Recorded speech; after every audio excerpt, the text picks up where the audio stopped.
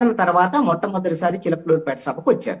తర్వాత ఒక 3 సభలకి వస్తారు, ప్రధానమంత్రి నరేంద్ర మోడీ ఆంధ్రప్రదేశ్ లో పాల్గొంటారు అని అంటున్నారు. అసలు ఇప్పుడు వచ్చినటువంటి కొత్త చర్చ ఏమిటి అని అంటే, అసలు ప్రధానమంత్రి అసలు ఆంధ్రప్రదేశ్కి వచ్చేటువంటి అవకాశం లేదు, కేవలము అమిత్ షా, జేపీ నడ్డా వీళ్ళు మాత్రమే వస్తారు, కేంద్ర మంత్రులు మాత్రమే వస్తారు. ఆంధ్రప్రదేశ్ లో ఇప్పుడు ఉన్నటువంటి కూటమి తెలుగుదేశం పార్టీకి సంబంధించినటువంటి అంశంలో అసలు ప్రధానమంత్రికి ఇష్టమే లేదు, ఈ పొత్తుకు సంబంధించినటువంటి అంశం అనేది ఒక పెద్ద చర్చ జరుగుతున్నటువంటి అంశం. దీన్ని ఒక ఆయన క్లారిఫికేషన్ ఇవ్వచ్చు. రోజు గన్నవరం ఎయిర్పోర్ట్ నుంచి అయితే కేంద్ర మంత్రులు వాళ్ళు ఇక్కడ దిగుతున్నారు, కానీ ఆంధ్రప్రదేశ్కి ఎక్కడ కనపట్ల. వాళ్ళు వెళ్ళిపోయి ఇటు ఖమ్మం వెళ్తున్నారు, ఎటు వెళ్తున్నారు, తెలంగాణ ప్రచారానికి వెళ్తున్నారు, కానీ ఆంధ్రప్రదేశ్ కుక్కలు రావట్లా. మరి ఆంధ్రప్రదేశ్ లో మరి అసలు ఏంటి, అసలు వీళ్ళు పొత్తులో ఉన్నారా లేదా, వ్యవహారం ఏంటి అనేది తేలదు. రెండో అంశం ఏమిటి అని అంటే, ఆంధ్రప్రదేశ్ సంబంధించినటువంటి బీజేపీకి సంబంధించినటువంటి సీట్ల కేటాయింపు విషయమే చాలా స్పష్టంగా ఎవరైతే బీజేపీకి సంబంధించినటువంటి వాళ్ళు ఉన్నారో వాళ్ళకి మాత్రం సీట్లు లేకుండా, ఎవరైతే తెలుగుదేశం సిఫారసు చేసిన వాళ్ళు లేదా ఇంకొక పార్టీ నుంచి వచ్చినటువంటి వాళ్ళు అలా జెండా మోసినటువంటి వాళ్ళకి కాకుండా కండవ కప్పుకున్నటువంటి వాళ్ళకి టికెట్లు ఇచ్చినటువంటి పరిస్థితి ఉంది. దానికి వాళ్ళ వ్యూహం అంటే ఒక వ్యూహం ఉందని నేను అనుకుంటున్నా. దాంట్లో వాళ్ళకేం తెలియక చేయలేదు. వాళ్ళు ఒక సందేశము, ఒక ఎర్ర వేస్తున్నారు తెలుగుదేశం పార్టీకి. అదేంటి అంటే, మా పార్టీలోకి మీరు ఎవరైనా వచ్చేటువంటి వాళ్ళందరికీ కూడా భవిష్యత్తులో టికెట్లు ఇస్తాం, నాయకులుగా తయారు చేస్తాం, కాబట్టి మా పార్టీలోకి అందరిని ఆహ్వానిస్తున్నాం. ఎవరిని వీళ్ళు ఆహ్వానించేది ఇప్పుడు కాదు, ఎన్నికల తర్వాత, తెలుగుదేశం ఓటమి తర్వాత తెలుగుదేశం పార్టీలో ఉండేటువంటి నాయకులు ఎస్ బీజేపీలోకి రండి, మీకు మంచి నాయకత్వ బాధ్యతలు ఇస్తాం, ఇదిగో మీ సీఎం రమేష్ ఎంపీ ఇచ్చాం, మీ సుజనా చౌదరికి ఎమ్మెల్యే ఇచ్చాం అని ఈ విధంగా ఒక ఎరవేస్తున్నారు. ఎన్నికల తర్వాత వ్యూహానికి సంబంధించి తెలుగుదేశం పార్టీని పూర్తిగా మింగేసేటువంటి ఒక కుట్ర జరుగుతుంది అనేటువంటిది మాత్రం స్పష్టమైనటువంటి అంశం. బయటికి కనపడేటువంటిది మాత్రం అందరికి బయట ఇచ్చారు, తెలుగుదేశం ఇంపాక్ట్ ఉంది, ఇవన్నీ ఒకటే. ఇది ఒక ఎర అనేది నా యొక్క ఉద్దేశం. ఈ తెలుగుదేశం పార్టీ వైపు నుంచేమో జనసేనలో 10 మంది 12 మందిని పంపించారు. ఇప్పుడు బీజేపీకి సంబంధించినటువంటి విషయంలో తెలుగుదేశం ఇన్ఫ్లుయెన్స్ ఉంది అనేటువంటి ఒక చర్చ.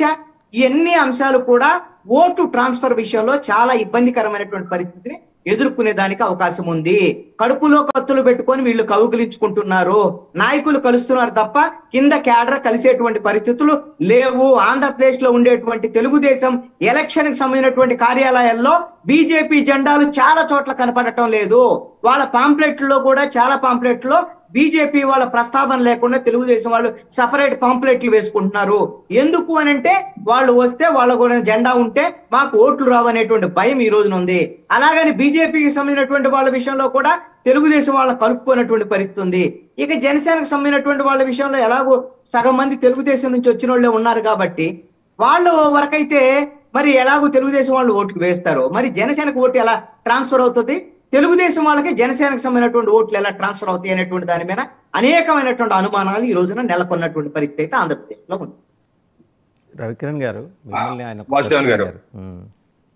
ఇప్పుడు ఒకటి అప్పటికప్పుడే కండువాలు మార్చుకొని వచ్చి టికెట్లు తీసుకుంటున్నారు అన్నారు.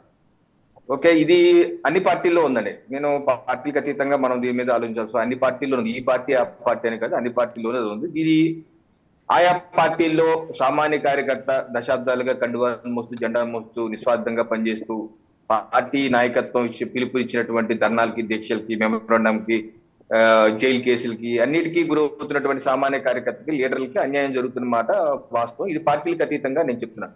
అప్పటికప్పుడు జెండాలు మార్చుకుని వచ్చేవారు. అయితే పార్టీ రన్ చేసే అధినేతలకి కొన్ని ఆలోచనలు నుండి ఓకే వీళ్ళు కాకపోతే వీళ్ళైతే బాగుంటుంది ఉండొచ్చు, కొంచెం సర్వే రిపోర్ట్లు ఉండొచ్చు. బట్ ఓవరాల్ గా అయితే పార్టీలో పనిచేస్తున్న కార్యకర్తకి, పార్టీ నమ్ముకున్న కార్యకర్తకి అయితే అన్యాయం జరుగుతుంది. అయితే మా పార్టీకి సంబంధించి వచ్చి మేము తీసుకున్నటువంటి 10 అసెంబ్లీ 6 పార్లమెంట్ లో మాత్రం ఇద్దరు పక్క పార్టీలు వచ్చారు. ఒకటి తిరుపతి పార్లమెంట్ వైసీపీ నుంచి వచ్చారు, వెంటనే ఆయనకి ఇవ్వడం జరిగింది. అలాగే బద్వేలు టీడీపీ ఇన్ఛార్జ్ ని తీసుకొని బీజేపీ టికెట్ ఇవ్వడం జరిగింది. 2 జరిగింది. అంతేకాని మిగతా అందరూ పార్టీలో చేరైపోయి 10 ఏళ్ళు అవ్వచ్చు, 5 ఏళ్ళు అవ్వచ్చు, 4 ఏళ్ళు అవ్వచ్చు, 3 ఏళ్ళు అవ్వచ్చు, అప్పటికప్పుడు వచ్చిన వాళ్ళు అయితే కాదు. ఒకటి. 2, పార్టీ కూటమిలో భాగంగా టికెట్ ఎలకేషన్ 3 పార్టీ అధినేతలు కూర్చొని డిస్కస్ చేసుకుని దాని వివిధ ఈక్వేషన్స్, వివిధ కోణాలు పరిశీలించి ఎవరైతే బాగుండుద్ది, ఎక్కడైతే బాగుండుద్ది, ఎలా అయితే బాగుండుద్ది అనేది స్థూలంగా నిర్ణయం తీసుకొని పేర్లని కేంద్ర ఎలక్షన్ కమిటీ మా పార్టీకి నరేంద్ర మోడీ గారి నాయకత్వంలో ఉన్నటువంటి ఎలక్షన్ కమిటీకి పంపించడం జరిగింది. ఇక్కడ నాయకులు ఇచ్చినటువంటి సూచనలు మేధోబంధులని దృష్టిలో పెట్టుకుని అక్కడ నాయకులు నిర్ణయం తీసుకున్నారు.